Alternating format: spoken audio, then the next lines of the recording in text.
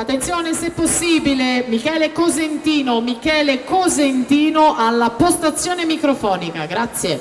Alberto Bressanello intanto 26:42 per il touch vincente, il tempo totale è di 56:94, si aggiudica questa seconda batteria. Per la terza Marco Traversi in corsia numero 1, al suo fianco